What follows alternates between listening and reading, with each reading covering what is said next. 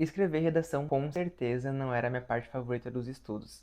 Oi, meu nome é Daniel Fagundes e eu tô aqui para compartilhar um pouquinho com vocês de como que foi meu processo de escrita.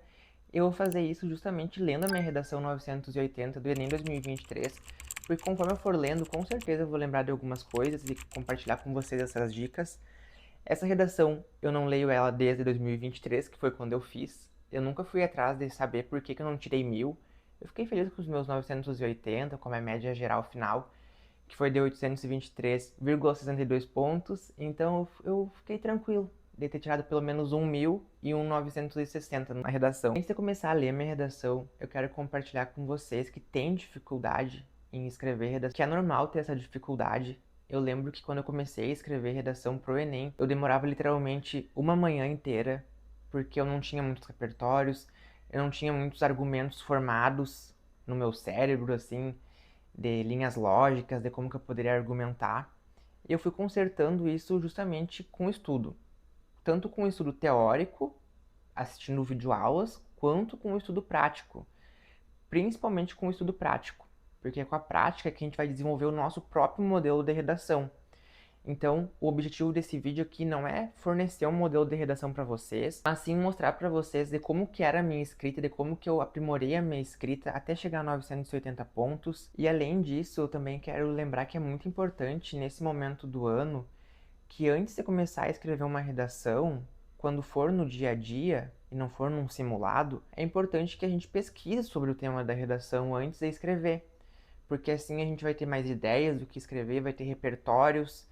Não é o momento de pegar uma folha em branco e pensar assim, agora eu vou escrever uma redação do zero. Porque quem tem dificuldade precisa ler um tema, precisa aprofundar a temática da redação. E quem tem dificuldade é interessante que saiba o tema da redação que vai escrever e pesquise um pouquinho sobre isso. Principalmente sobre o eixo principal que esse tema se enquadra.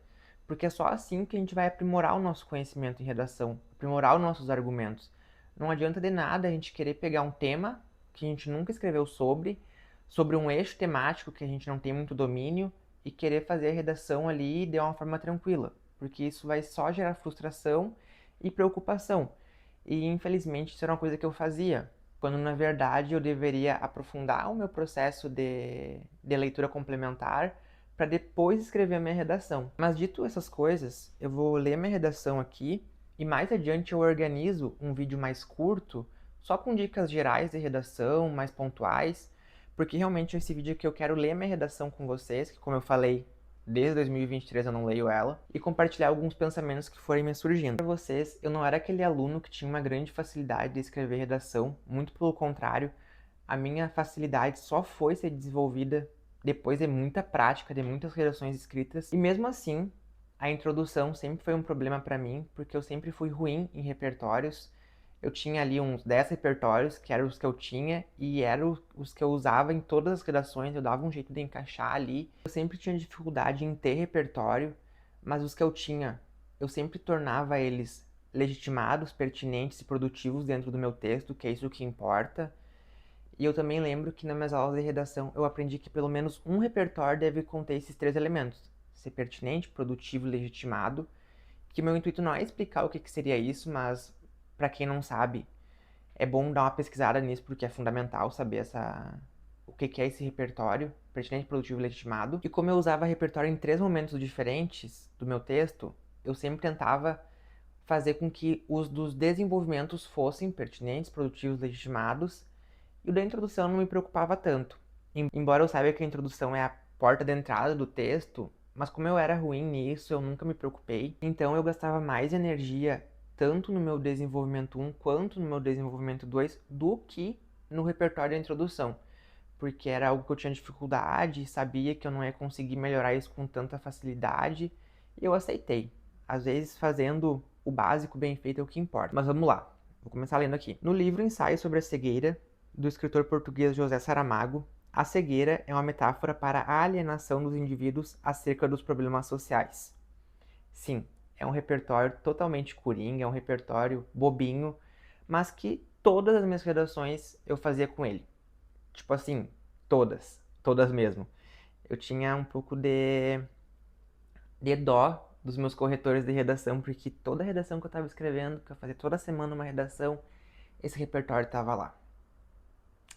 Ele estava lá. Continuando. De modo análogo à ficção, uma substancial parcela dos brasileiros está inerte diante dos desafios para o enfrentamento da invisibilidade do trabalho e do cuidado realizado pela mulher no Brasil. Dessa forma, faz-se necessário analisar a omissão estatal e a desigualdade social. Como eu falei, a minha introdução não era uma super introdução com um super repertório, mas ela cumpria as funções que ela tem que cumprir. E é isso que importa no Enem. Muitas vezes a gente não precisa saber fazer um super repertório, um super argumento, ele só precisa cumprir alguns critérios e é isso que a gente precisa focar durante o nosso processo. Eu comentei para vocês, eu não li essa redação desde 2023, então eu nem lembrava o tema de redação do Enem. E agora eu lembrei que eu tive muita dificuldade em escrever essa redação durante o dia oficial do Enem. Muita dificuldade mesmo. Eu lembro que eu escrevia uma linha e fazia um pouco de questão. Escrevia outra linha e fazia mais um pouco de questão. E essa é mais uma dica que eu deixo aqui para vocês, é que não adianta ficar insistindo durante a preparação, principalmente no dia da prova, em escrever a redação de uma vez só. Se tu travou, pula, faz outra coisa. Não adianta ficar insistindo, porque senão tu só vai perder teu tempo, literalmente. Porque muitas vezes a gente precisa de um tempo para formular nossas ideias de uma forma lógica, coerente, e ficar ali se pressionando que precisa escrever redação agora, que tem que ser agora, esse não é o caminho. Isso muitas vezes só dá mais bloqueio, porque isso vai gerando uma sensação de ansiedade, de preocupação, de que o tempo está passando e tu não está escrevendo. E se tu praticar desde agora isso, de ir escrevendo aos pouquinhos, até pegar o jeito de fazer uma redação, mais fluida, dependendo do tema, esse é o momento. Tá, a gente já leu agora a introdução, a gente vai pro desenvolvimento 1. Eu também sempre usava os mesmos operadores ali para iniciar o parágrafo, para fazer a conexão entre cada frase.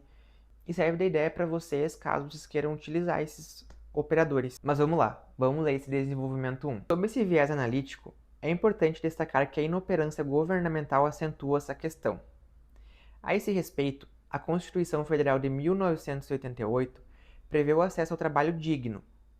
No entanto, o Estado não efetiva o ideal proposto pela Carta Magna, na medida em que, por não considerar rentável aos cofres públicos, devido à necessidade da contratação de profissionais, não investe em ações para identificar casos de irregularidade, como a má remuneração, nos serviços de cuidado feitos pela figura feminina. Nesse sentido, percebe-se, por consequência, a invisibilidade dessas trabalhadoras nas pautas governamentais, o que fomenta a exploração dessas mulheres.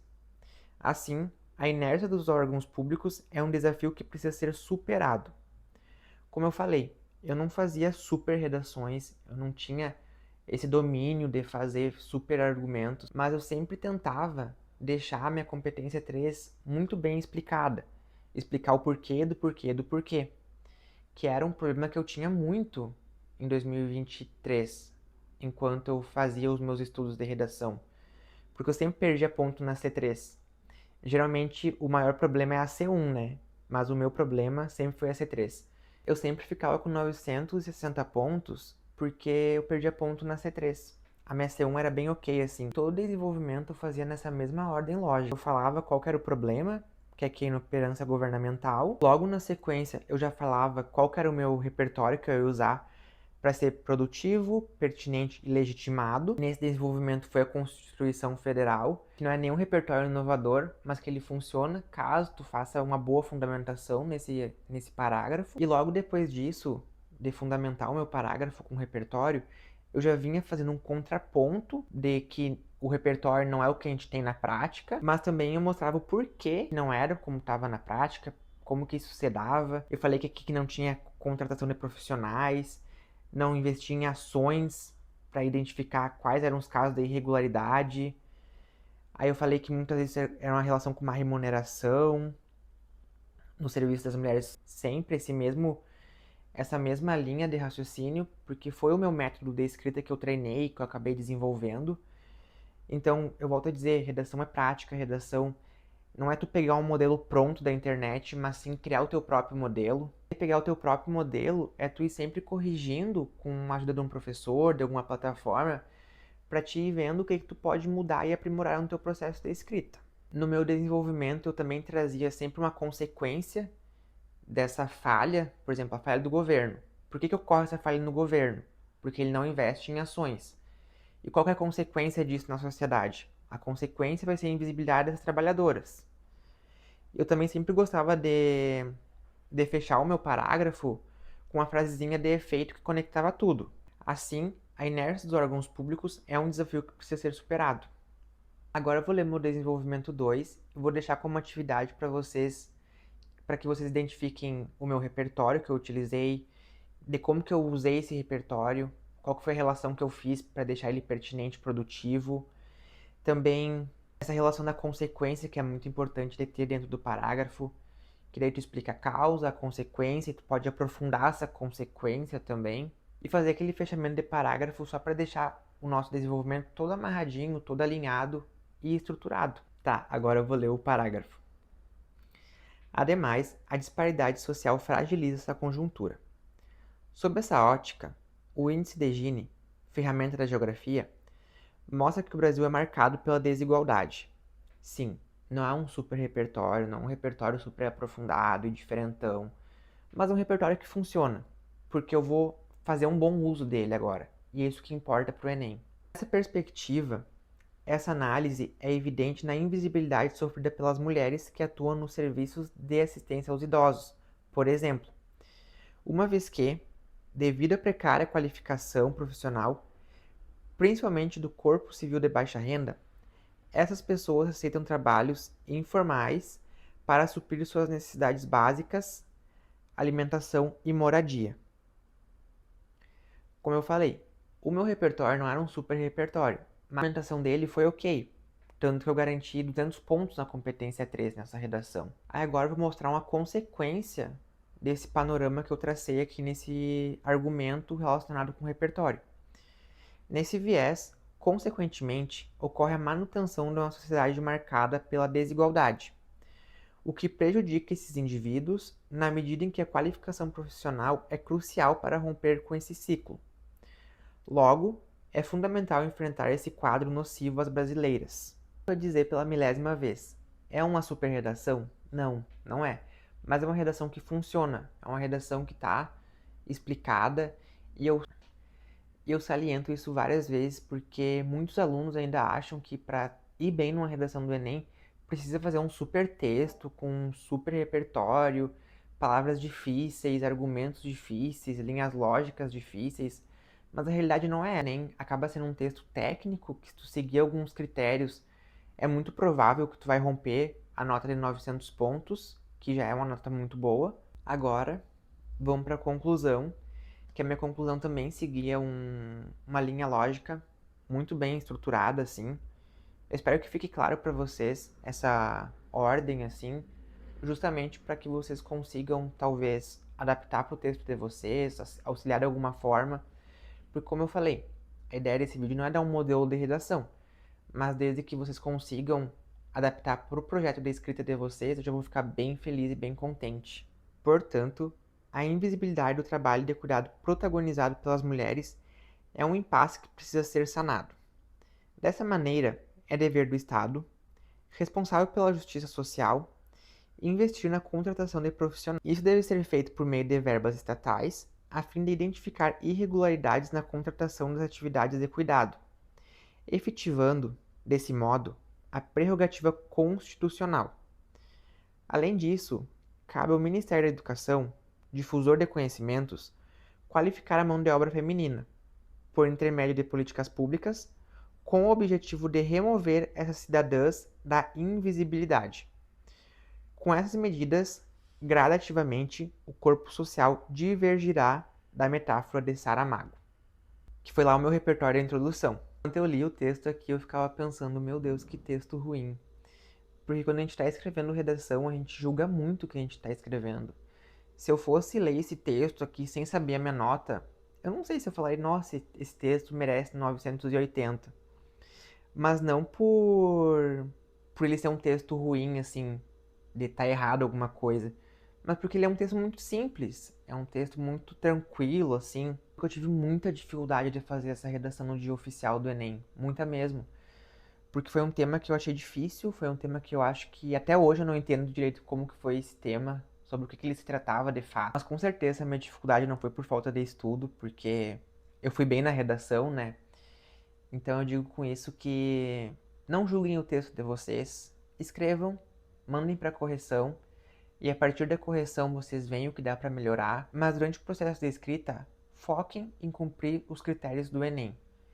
E como eu falei, o objetivo desse vídeo não era explicar critérios do Enem, de correção, coisas assim. Isso eu vou deixar para vocês fazerem, porque eu acho que eu não tenho tanta propriedade assim para falar sobre a correção do Enem propriamente dita, mas sim compartilhar um pouquinho de como foi a minha vivência, de como que foi o meu processo.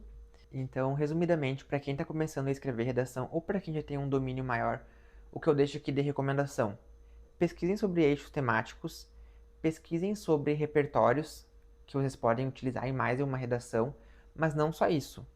Façam com que esses repertórios sejam legitimados, pertinentes e produtivos na argumentação de vocês.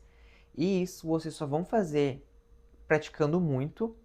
Não vai ser pegando um modelo pronto de redação com fórmulas prontas, que com certeza esse não é o caminho. Eu espero que toda essa conversa aqui contribua de alguma forma no processo de escrita de vocês, porque eu nunca tinha visto nenhum vídeo desse sobre ler redação e comentar, então eu não sabia muito bem como fazer isso, mas eu espero que tenha sido proveitoso para vocês.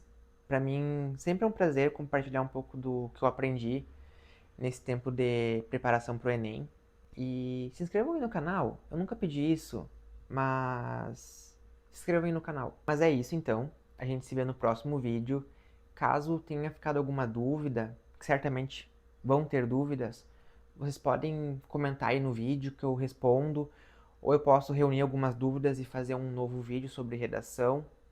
Porque como eu falei, eu quero fazer um vídeo focado só em algumas dicas mais pontuais. Mas é isso. Obrigado pela atenção de vocês.